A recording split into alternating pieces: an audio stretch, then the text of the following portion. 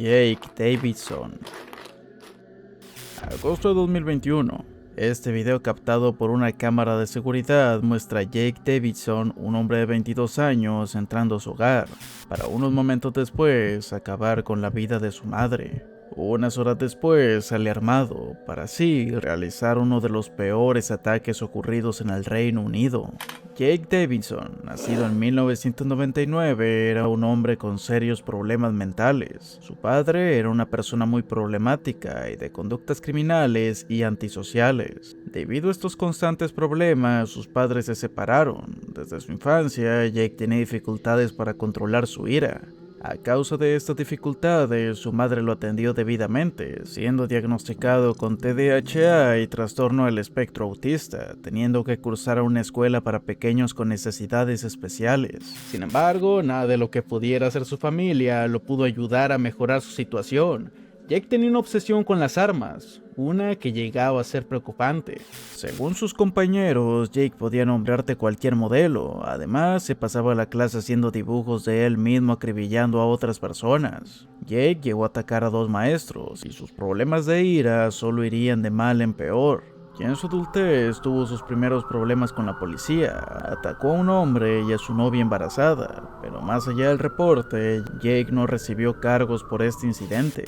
En una ocasión, la madre de Jake trató de contactar con las autoridades, específicamente una organización que se dedicaba a prevenir posibles ataques masivos. Sin embargo, esto no acabó en nada. Jake logró obtener el permiso para portar armas, un permiso que se solicita con la policía local después de un examen psicológico que logró pasar sin complicaciones. Obtuvo lo que más anheló durante toda su vida. Sus complicaciones mentales se fueron agravando. Según videos que subía él mismo, mencionaba sentirse muy solo, agregado a que jamás conseguía una pareja. Expresaba sus complejos y su creciente repelús hacia las mujeres. Jake mencionaba en sus videos odiar encontrarse con parejas jóvenes. En una ocasión atacó a una de estas, se acercó a ellos y comenzó a acosarlos, solo para después arremeter contra el chico.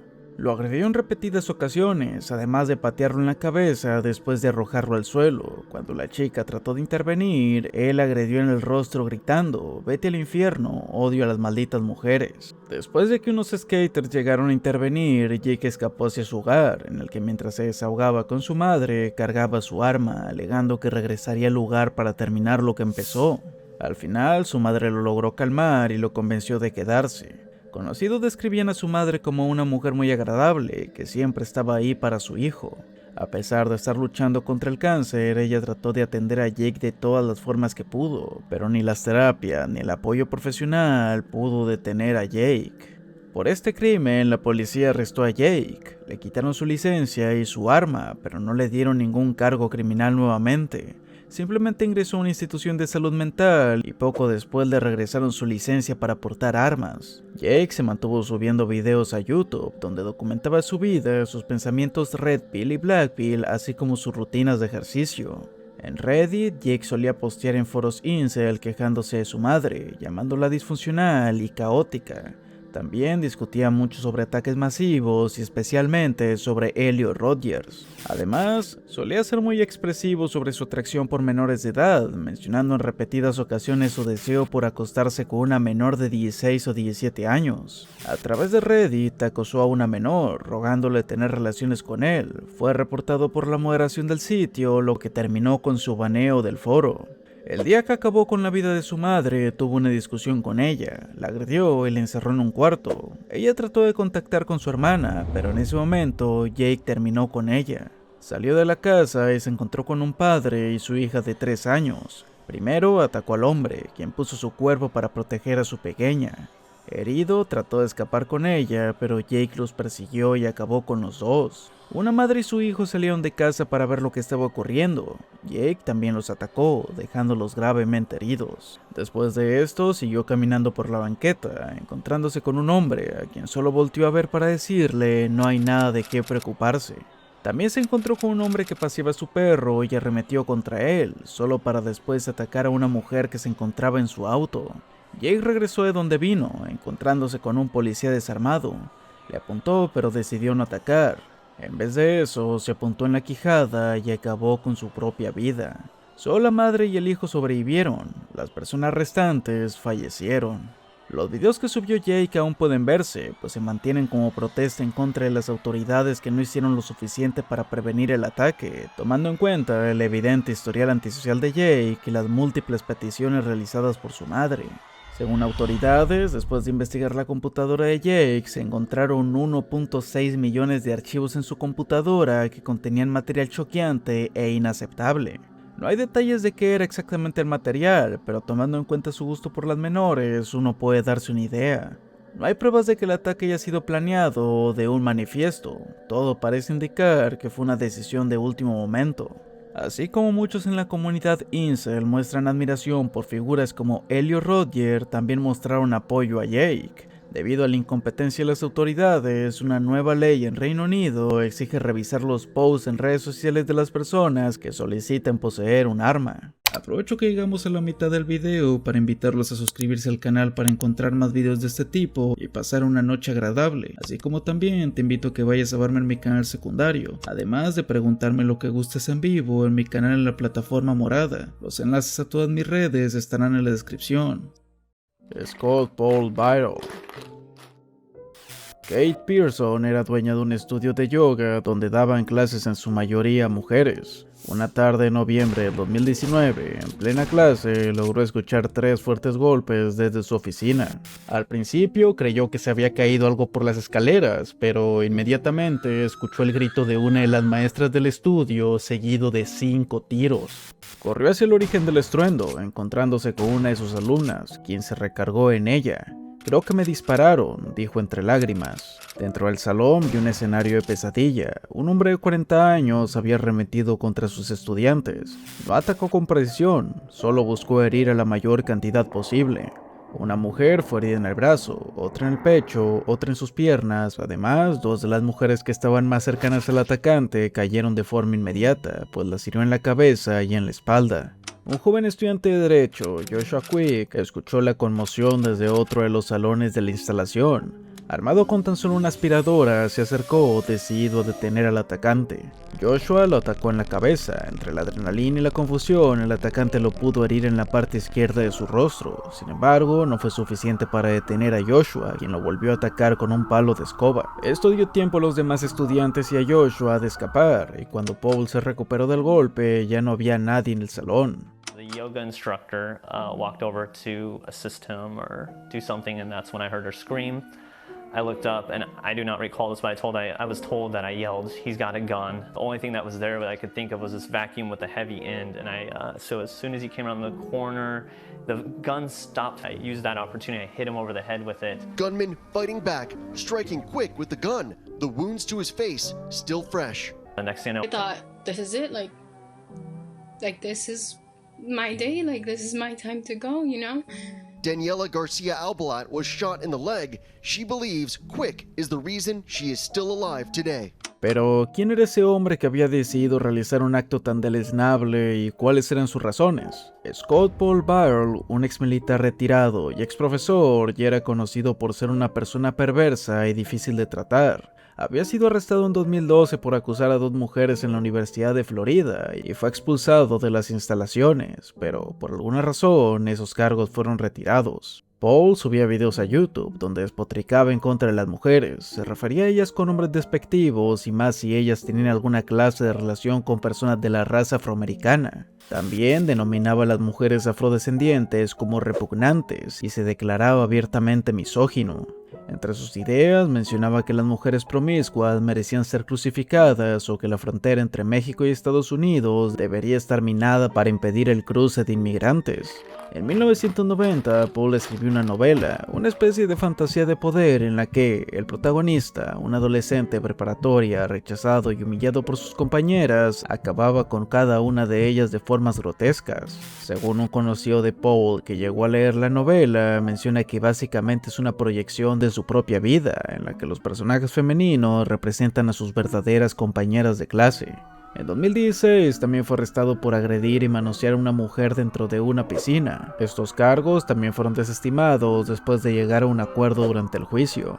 Muchos de sus conocidos lo llaman el Nancy Scott, debido a su fascinación con el fascista más conocido de la historia. Solía hacer largos discursos donde fantaseaba con, entre comillas, hacer una limpieza de la raza humana de personas que gustase de su propio género, afrodescendientes y judíos. Unos minutos después del ataque, la policía rodeó el lugar, pero al llegar al salón, Paul ya se había quitado la vida. Aunque no se conocen los detalles, las autoridades concluyeron que el ataque estaba planeado y hay evidencia irrefutable de aquello. Paul dejó a 2 mujeres fallecidas y 5 heridos más. Alec Minassian. Alec Minassian tiene una profunda relación con la ideología incel, se identificaba y era un miembro activo de la comunidad. En el año 2014 escribió el siguiente post en Facebook: la rebelión incel ya ha comenzado, derrocaremos a todos los Chads y Stacys, saludemos todos al supremo caballero Elliot Rodgers. Dentro de la comunidad incel, Chad sería lo contrario a un incel, un hombre heterosexual, hegemónico, convencionalmente atractivo, seguro de sí mismo y con mucho éxito con las mujeres. Stacy sería como un Chad entre las mujeres, atractiva, hegemónica y segura de sí misma. Sin embargo, a diferencia del Chad, los incels se refieren a un Stacy de forma despectiva, pues es objeto de resentimiento entre los incels, la representación de la mujer que lo rechaza y hace su vida imposible. Ese 10 de noviembre, Alec recogió una van que había rentado semanas antes y se aproximó a la calle Yonge en Toronto, Canadá, una calle muy concurrida, famosa por ser el eje central de la ciudad. Al llegar, Alec aceleró a toda velocidad dentro de una banqueta y alcanzó a herir a más de 26 personas. Su ataque siguió por unas millas más hasta que una bebida chocó contra el parabrisas haciéndolo chocar. Después del choque, Alec bajó de la van mientras los policías lo rodeaban. En ese momento, Alec intentó hacer que lo acribillaran. Pretendió tener un arma en su bolsillo, provocando la alerta de los policías, quienes amenazaron con atacar si intentaba algo más. Sin embargo, Alec no logró su cometido y fue detenido y arrestado. Tras ser sentenciado, Alec mencionó a las autoridades que estaba frustrado carnalmente por no poder conseguir novia. También mencionó que realizó ese ataque con el objetivo de inspirar más ataques incel. No mostró ningún remordimiento por lo que hizo, e incluso mencionó que hubiera querido acabar con más personas. Alec fue sentenciado a cadena perpetua por acabar con la vida de 10 personas e intentar hacer lo mismo con 16. Durante el juicio, Alec trató de declararse no culpable por insanidad. Argumentó que tenía un trastorno en el espectro autista y trastorno de estrés post-trauma. Sin embargo, el juez argumentó que su autismo no tenía ninguna relación con su conducta antisocial.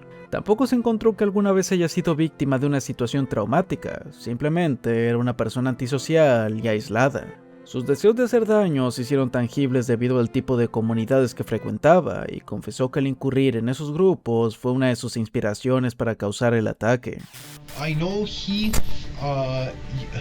used a gun as well as a vehicle to convert the life status of certain individuals to a death status. Right. Only to carry the message that incels can't be oppressed. 10 people died here today. 15 people were seriously injured. I think it's important to ask how you feel about that. I feel like I accomplished my mission. You feel like you accomplished your mission? Yes. Okay. If the families of those people who were murdered and who were injured were in this room right now, what would you say to them? I honestly don't know what I would say. Would you apologize? I honestly don't know. Chris Harper Mercer. Oregon es un estado de cazadores y la gente tiene armas en casa. Eso es lo que mencionó un sheriff después de que un joven de 26 años, con un arsenal de 16 armas, cometiera uno de los peores ataques escolares en los Estados Unidos. En octubre de 2015, Chris Harper posteó una serie de publicaciones como manifiesto. En esto se escribe como un hombre sin amigos, desempleado, sin pareja y virgen. Expresa su ferviente desagrado hacia las mujeres debido a ser rechazado, exigiendo una especie de derecho de tener relaciones cuando quisiera y con quien quisiera. Por si fuera poco, expresa odio racial en contra de minorías, especialmente la afroamericana, a pesar de ser él mismo un mestizo de madre afrodescendiente. Mostró admiración por figuras como Elliot Rodgers y los tiradores de la escuela Columbine, dejando en claro que su ataque fue una inspiración directa de aquellos. En un momento de su vida trató de ingresar al ejército de los Estados Unidos, sin embargo fue dado de baja. No hay una razón muy clara del por qué, pero existe la sospecha de que intentó acabar con su propia vida. Chris era muy activo en línea, en foros como 4chan o comunidades incel. Poco antes de su ataque, anunció su cometido en el foro, donde agregó que actualizará a la comunidad de cómo se desarrollaba el ataque. Chris entró a la UMPA Community College y comenzó el ataque en un salón donde él solía tomar clases de inglés. Amenazó a todos los alumnos y los reunió como rehenes. Acabó con la vida de un profesor y varios jóvenes. En el momento, preguntó por la religión de varios de ellos, y si uno contestaba ser cristiano, lo acribillaba. Roseburg, where the college is located, reported witnesses say the shooter told students in a classroom to stand up and state their religion. CNN spoke with one surviving victim's father who said, according to his daughter, the shooter specifically asked for Christians. If you're a Christian, stand up. And they would stand up, and he said, good, because you're a Christian, you're going to see God in just about 1 second. And then he shot and killed them. One law enforcement official said the shooter had body armor with him and was heavily armed with a large amount of ammunition. Cuando la policía llegó al lugar, recibieron ataques de Chris, pero ellos respondieron, logrando herirlo. Tras esto, Chris escapó hacia otro salón y procedió, como la mayoría de casos, a quitarse la vida. Chris acabó con la vida de 9 personas, entre 16 a 67 años. El ataque avivó la discusión sobre el libre porte de armas y la cultura alrededor del mismo. Todas las armas de Chris las poseía de forma legal. Además, solía asistir a campos de tiro con su madre y ser grandes aficionados a las herramientas de fuego. Brandon Clark. Julio 14 del 2019. Te encuentras en Discord revisando algunos de los grupos en los que estás, entre ellos uno dedicado a Bianca Davins, una modelo famosa de Instagram. Te llega una notificación con una foto adjunta en el chat. Al entrar, te encuentras con una fotografía de una chica con el cuello rebanado y la mirada perdida. Lo siento, cabrones, van a tener que encontrar a alguien más a quien orbitar. Los usuarios tratan de hacer una búsqueda en reversa de la imagen, esperando que estuviera sacada de alguna película o fuera una broma de mal gusto. Lastimosamente, todo parece indicar que la foto es real. Las características físicas también coinciden con las de Bianca. Detrás de todo este revuelo estaba Brandon Clark, un joven de 21 años, y ya desde el vamos, todos los que lo conocían a fondo sabían que había algo muy malo en él. Brandon tenía una obsesión preocupante con las menores de edad. Desde los 16 años le gustaba el material lolicón, cosa que le provocó problemas con sus ex amigos. Él alegaba que solo era una preferencia y que consumir ese material no tenía nada que ver con llevarlo a la realidad. Sin embargo, un tiempo después se le encontró manteniendo conversaciones inapropiadas con una pequeña de 12 años, pidiéndole ser su novio y enviándole imágenes explícitas de su cuerpo. A pesar de lo ocurrido, no pasó a mayores. La falta de consecuencias le permitió tomar la confianza de intentarlo de nuevo, esta vez con Bianca Davins. Bianca y Brandon se conocerían a través de Instagram cuando él tenía 21 y ella apenas había cumplido los 17. Brandon comentaba en cada post y cada historia en cuestión de segundos, y a pesar de que Bianca era recíproca, siempre dejó en claro una distancia entre ellos. Lo veía como un buen amigo y nada más. Brandon se ganó su confianza. Los dos llegaron a verse en persona en varias ocasiones e incluso conoció a la mamá de Bianca. Todo bajo una fachada de amabilidad e inocencia. Antes del 14 de julio, Bianca había planeado ir a un concierto. Para ello, tendría que viajar una distancia considerable, por lo que Brandon se ofreció a llevarla. La madre de Bianca se sintió segura al saber que su amigo la llevaría, sin tener idea de lo que Brandon era capaz. Previo al concierto, Bianca había estado hablando con otro chico y quería conocerlo en el concierto. Este hecho lo habló con Brandon, preguntando si estaría bien con eso. Brandon no mostró ninguna molestia aparente y le aseguró que no habría ningún problema. La misma tarde que platicó eso con Bianca, Brandon buscó en internet cómo encontrar y cortar las arterias carótidas y cómo incapacitar a alguien. El día del concierto llegó. Brandon actualizó su cuenta de Instagram en donde escribió en su bio: "Solo tienes que saber que ya no siento dolor". Brandon recogió a Bianca, asegurándole a su mamá que su hija estaría segura. Durante el concierto, todo salió como Bianca quería y mantuvo contacto con varios de sus amigos. Durante el camino de regreso, Bianca se durmió en la parte trasera del carro, por lo que Brandon aprovechó para desviarse del camino, posteando una historia en Instagram. Se estacionó en un lugar remoto, tomó un cuchillo de la cajuela y se pasó al asiento de atrás para despertar a Bianca. todo mientras se grababa con su celular. Comenzó a cuestionar a Bianca sobre el otro chico, y a pesar de que ella trató de calmarlo y disculparse con él, no pudo hacer nada para detenerlo. Brandon procedió a violentarla. De manera repentina, poco después del ataque, tomó las fotografías y las subió al grupo de Discord y a su cuenta de Instagram. Pronto, usuarios y amigos de Bianca se comunicaron con las autoridades, pero nadie sabía el paradero de Brandon. El nombre de Bianca se empezó a esparcir en varias redes sociales, en las que postearon las fotos del crimen sin ninguna censura ni respeto por la víctima. Toda la ola de noticias falsas y rumores duró semanas, hasta que Brandon llamó al 911, quien entre risas reveló su ubicación y confesó su crimen, amenazando con quitarse la vida. Brandon fue encontrado realizando una transmisión en vivo. Cuando la policía finalmente lo localizó, él trató de arrebatarse la vida, pero no lo logró. Brandon fue arrestado y durante el interrogatorio no paraba de preguntar qué era lo que decían las noticias o cómo era la reacción general, demostrando su evidente búsqueda de atención y de fama. Brandon fue sentenciado a 25 años de prisión. Lamentablemente, incluso después de fallecida, las fotos de Bianca siguen siendo utilizadas para generar morbo y burlas en distintas comunidades de internet. People were making memes out of the images. They were turning them into jokes. They were sent to me. They were sent to various family members. And obviously every one of them meant to be incredibly cruel, incredibly hurtful. This is a form of psychological terrorism. I just don't understand the cruelty and the emptiness in someone's heart, where they would get some kind of a thrill out of sending these pictures to a family. ¿Has visto este meme? Un joven adulto poco agraciado de extrema derecha, resentido y carente de afecto femenino. Lo que muchos olvidan es que este rostro está calcado en base a Patrick Gracius, autor de uno de los peores ataques masivos en Estados Unidos. Un viernes 9 de agosto de 2019, Patrick, de 21 años, viajó desde Dallas hasta El Paso, Texas, y comenzó un ataque en el estacionamiento de un Walmart.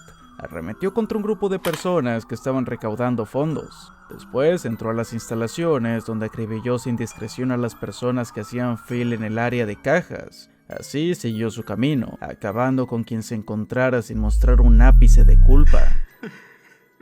Al acabar su paseo por la tienda, regresó por la puerta principal y se dirigió a su auto, no sin antes acabar con otras personas en el estacionamiento. Cuando las autoridades llegaron, Patrick ya se había ido. Sin embargo, regresó un poco después, donde bajó de su auto y se entregó. Entre las víctimas habían hombres, mujeres y pequeños, varios de ellos mexicanos e inmigrantes, un dato muy importante para este caso. Have an intention of shooting a particular group of people? What I mean is whites, Mexicans, blacks, anything like that? I guess I was bullied in high school by Mexicans, so okay. So your intent was to shoot? I mean, I've had violent thoughts ever since I was little. Okay. What kind of violent thoughts? I just killed stuff, and it was pretty innocent. Like what would you? I used to have a little pump gun, and I would just go out and kill a bunch of squirrels and stuff, just animals, like that. Okay. Never hurt anyone. Until now. Antes del suceso, Patrick Crucius publicó un manifiesto llamado La Verdad Incómoda, un ensayo antiinmigrante donde justificaba su ataque. Alegaba que los hispanos están invadiendo Estados Unidos, arruinando el país y destruyendo el medio ambiente. Agrega que se apoya en la teoría del gran reemplazo, una teoría de conspiración popular en foros de extrema derecha. Este argumenta que los blancos, refiriéndose a los descendientes de europeos, están siendo sistemáticamente extinguidos y reemplazados por otras razas a través de distintos métodos. Además, declaró que sus actos fueron inspirados en el ataque a las mezquitas que ocurrió ese mismo año en Nueva Zelanda. Este ataque en las mezquitas es relevante, pues fue transmitido en vivo y promocionado en foros de extrema derecha.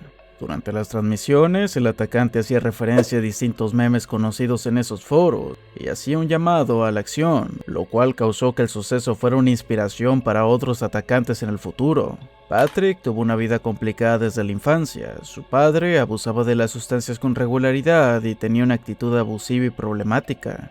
Fue diagnosticado con trastorno esquizoafectivo y al entrar a la preparatoria las cosas se complicaron para él y su familia. Patrick mostraba una actitud arrogante e irritable en su escuela. Esta forma de actuar lo hizo blanco de bullying. Además, no parecía tener ninguna relación amorosa y se la pasaba la mayor parte del tiempo en internet. Algo de su personalidad se puede encontrar en su perfil de LinkedIn, donde ahí mismo admite no tener habilidades en nada y pasar más de 8 horas en la computadora. Al principio no mostraba mucho interés en la política, pero su interés fue creciendo al darse cuenta que en su estado crecía la población de inmigrantes. Después de que Donald Trump ganó las elecciones, Patrick comenzó a ser muy vocal, mostrando admiración por criminales que cometieron actos como los que él haría a futuro. Su obsesión llegó al punto de que su madre llamó a la policía, advirtiendo que su hijo poseía armas y que temía que pudiera lastimar a otros o a él mismo. Sin embargo, el oficial que la atendió le argumentó que Patrick estaba en su derecho legal de poseer armas y la munición que quisiera, así como que no presentaba una amenaza. A diferencia de criminales de su tipo, que suelen terminar con su vida después del ataque, Patrick sí que tuvo una audiencia. Después de negar sus crímenes a pesar de la irrefutable evidencia, se declaró culpable y fue sentenciado de por vida a prisión. Patrick trató de inspirar a otros como él a seguir su causa, pero lo único que logró fue ser ridiculizado por todo el internet, incluso entre sus propios círculos. Le agradezco a Croa por la autoría del guión para este video y al editor del mismo. Sin ellos, este no hubiese sido posible. Tanto sus redes como las mías estarán en la descripción. Sin nada más que decir, estos fueron los incels más perdedores del internet.